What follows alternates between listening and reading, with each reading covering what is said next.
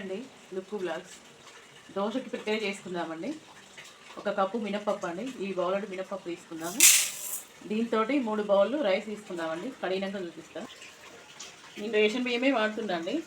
1 కప్పుకి 3 కప్పుల రైస్ వేసుకోవాలి. మిక్సీ పట్టేటప్పుడు చూపెడతా అండి. 4-5 సార్లు కడుక్కోవాలి మంచిగా. కొంచెం అటుకులు వేసుకుందామండి.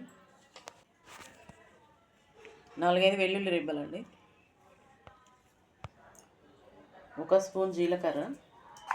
దీనివల్ల మంచి టేస్ట్ వస్తుంది దోశకి.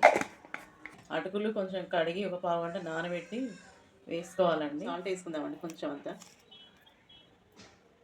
వేసుకొని మంచిగా